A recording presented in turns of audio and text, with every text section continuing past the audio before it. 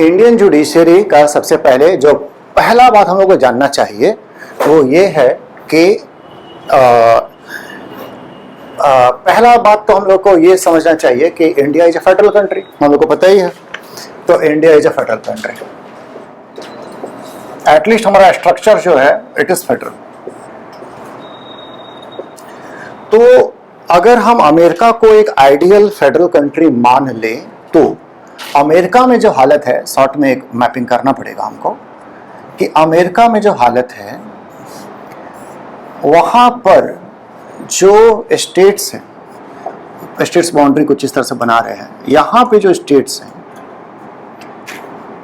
इन states का अपना constitution है खुद का, और एक जो कॉन्स्टिट्यूशन है दैट इज फेडरल कॉन्स्टिट्यूशन। थोड़ा ध्यान से सुनेंगे बात को। मतलब कहने का मतलब है कि किसी देश को कैसे चलाया जाएगा उसके लिए एक रिटन डॉक्यूमेंट होना चाहिए। That document is called constitution.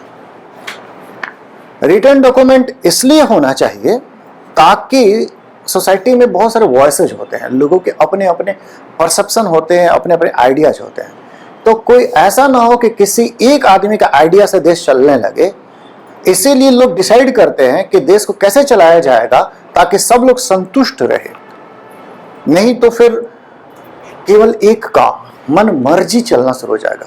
तो कॉन्स्टिट्यूशन हम लोग को बात किए ही थे कि कॉन्स्टिट्यूशन जो है वो इंस्टीट्यूशंस क्रिएट करते हैं। इंस्टीट्यूशंस क्रिएट करते हैं कहने का मतलब है कि कौन राष्ट्रपति होगा, कौन प्रधानमंत्री होगा, कौन मिनिस्टर्स होंगे, क्या क्या काम करेंगे और क्या क्या काम नहीं करेंगे। ठीक, प्रधानमंत्री जज नहीं बनेगा, कॉन्स्टिट्यूशन लिख देगा, वो कोई और करेगा।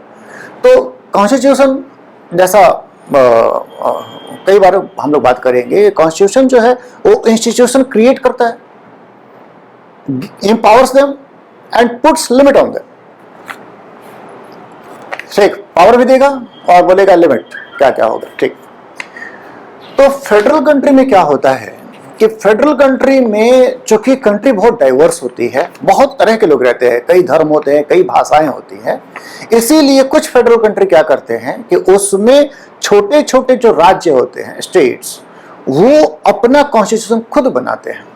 और कौन सा लैंग्वेज को वो में बात करेंगे, कौन सा लैंग्वेज में कम्युनिकेट करेंगे, वो किस कानून में कितना सजा देंगे, किस चीज को अलाउ करेंगे, किस चीज को नहीं करेंगे, ये सब जो बातें हैं स्टेट्स खुद डिसाइड करते हैं।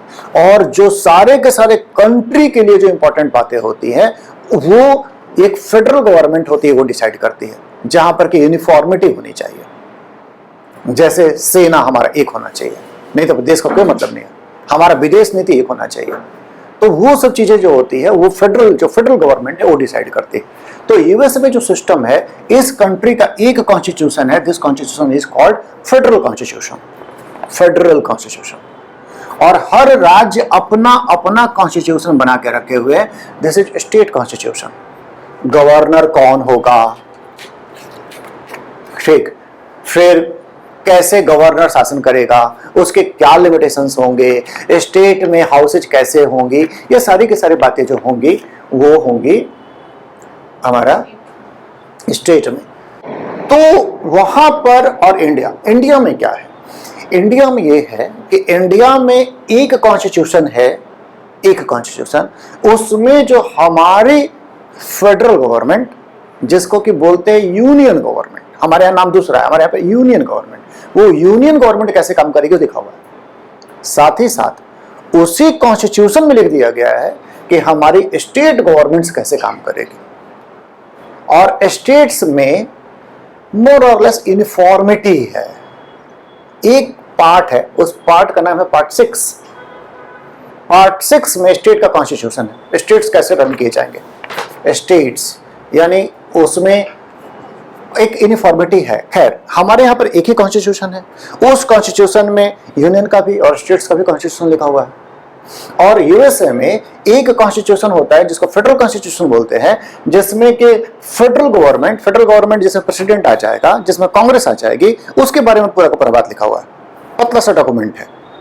और बाकी स्टेट्स पे छोड़ दिया है कि तुम लोग अपने राज्य को कैसे चलाओगे।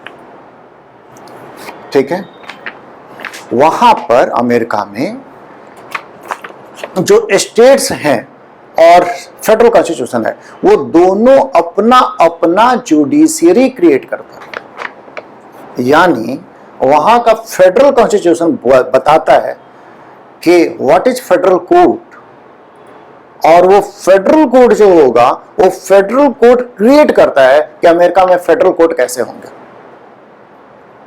वो फेडरल कोर्ट जो कि सेंटर क्रिएट करती है, वहां का सेंटर यानी फेडरल गवर्नमेंट, तो फेडरल गवर्नमेंट के बनाए हुए कानूनों को लागू करते हैं। फेडरल गवर्नमेंट के, हमारी सेंट्रल गवर्नमेंट जैसी हुई, ठीक है। और वहां पर स्टेट्स जो है वो अपना स्टेट्स कोर्ट बनाते हैं, जो स्टेट का कॉन्स्टिट्यूशन लिखवाते हैं, वो कि हमारे स्टेट में कौन सा कोर्ट होगा, और स्टेट गवर्नमेंट जो लॉ बनाएगी उस कोर्ट को कौन लागू, उस कानूनों को कौन लागू करेगा। इंडिया में the system is unified. India has unified system of judiciary. बातें याद रखिएगा, यूपीएससी व्हाट टाइप क्वेश्चन पूछता है, कॉन्सेप्चुअल पूछता है, तो यूनिफाइड सिस्टम ऑफ जुडिशरी। और आपको पता ही है कितना कॉन्सेप्चुअल पूछता है बात। इस बार जो कॉन्स्टिट्यूशन के बारे में पूछा, पूरा कॉन्स्टिट्यूशन पढ़ने के बाद लोगों को पता ही नहीं होता होगा कि कॉन्स्टिट्यूशन क्या होता है। कॉन्स्टिट्यूशन तो हमको पूरा पता है, सब पता है, राष्ट्रपति पता है, प्रधानमंत्री पता है, जो पूछेंगे बता देंगे, लेकिन ये मत पूछिए कि कॉन्स्टिट्यूशन क्या होता है। यही वाला तो प्रूफ करने की कोशिश की यूपीएससी इस बार कि पहले, हाँ चारों ऑप्शन सही था।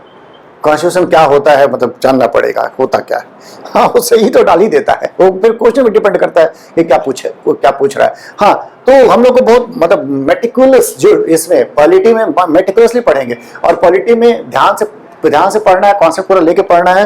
और पॉलिटी में अगर अच्छा से पढ़ेंगे ना तो ये 10-12 क्वेश्चन गारंटीड आता है। मतलब ये सबसे अच्छा इसका बात ये है कि इसमें अगर आप अच्छा से पढ़ लिए हैं तो इतना क्वेश्चन तो आप सोच के जाएंगे इतना तो मेरे से हो जाएगा। बाकी हिस्ट्री में क्या होता है ना, थोड़ा हमेशा डाउट रहता है, पता नहीं जो पढ़े हैं पूछेगा कि नहीं पूछेगा। इसमें पूछेगा, पढ़े हैं तो पूछेगा ही पूछेगा। इसमें उसके पास रास्ता बहुत ज्यादा नहीं है क्योंकि लिमिटेड सेक्शन है। खैर, unified system of judiciary, unified system of judiciary का मतलब यही हुआ कि हमारे कॉन्स्टिट्यूशन में जो जुडिशरी बनाई गई है वो न केवल सेंटर के कानूनों के बारे में जजमेंट करती है बल्कि स्टेट के कानूनों के बारे में भी जजमेंट करती है।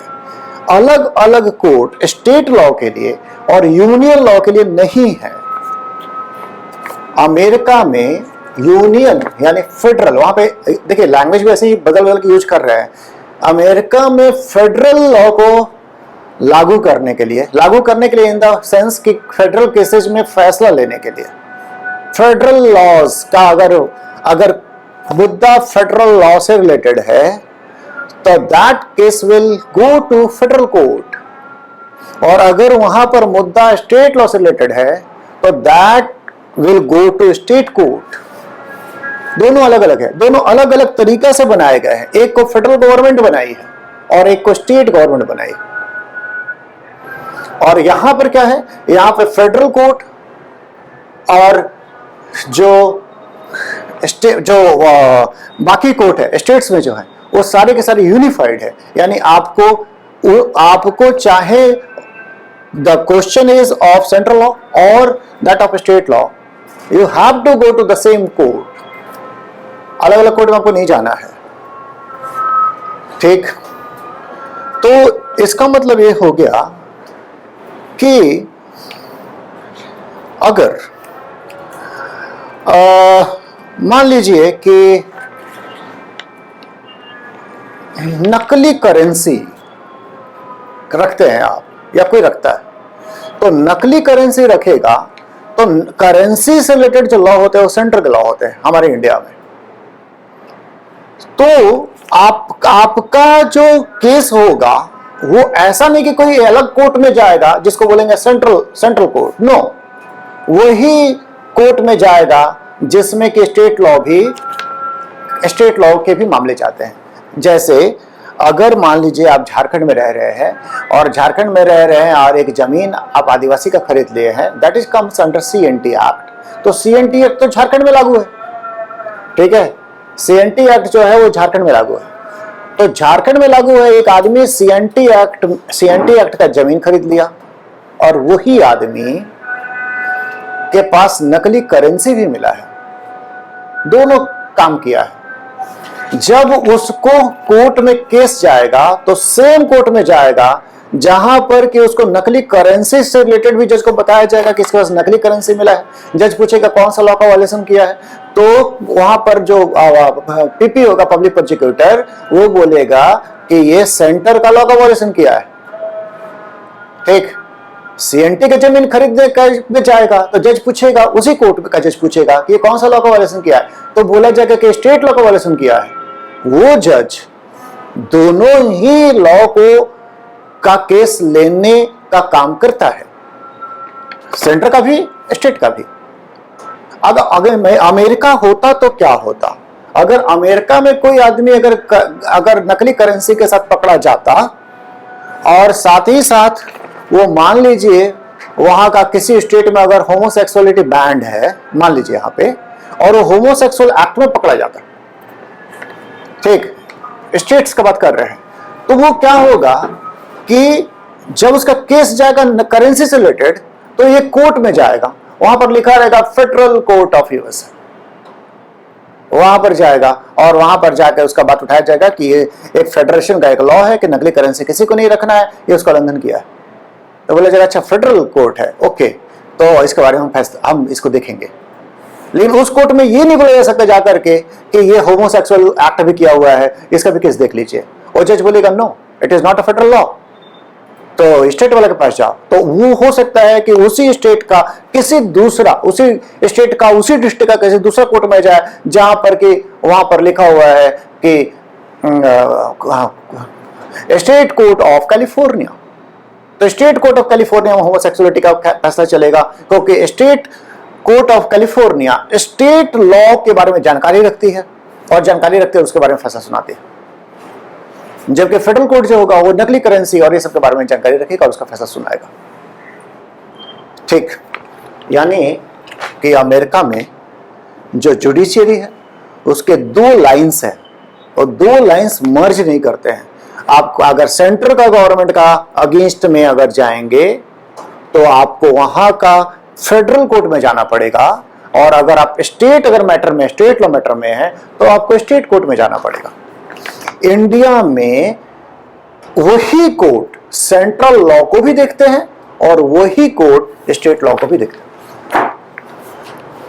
ठीक है, ठीक, तो ये तो हमारा प्राइमरी हमारा बात यही था कि हमारा यूनिफाइड सिस्टम ऑफ जुडिशरी है, इसके टॉप पे हमारी सुप्रीम कोर्ट है, सुप्रीम कोर्ट, और उसके बाद लगभग सारे स्टेट्स में हाई कोर्ट्स हैं, हाई कोर्ट्स, और फिर हाई कोर्ट्स के नीचे कोर्ट्स होते हैं जिसको होते हैं सबऑर्डिनेट कोर्ट्स, सबऑर्डिनेट कोर्ट्स। इन कोर्टों का जो सबऑर्डिनेट कोर्ट्स है इनका स्ट्रक्चर स्टेट वाइज डिफर करता है। तो हमारे देश में सुप्रीम कोर्ट है, हाई कोर्ट्स हैं, ये रिपीट करते रहे, ये यूनिफाइड सिस्टम है, इसमें ऐसा कुछ नहीं है कि यूनियन कोर्ट और स्टेट कोर्ट, सब यूनिफाइड।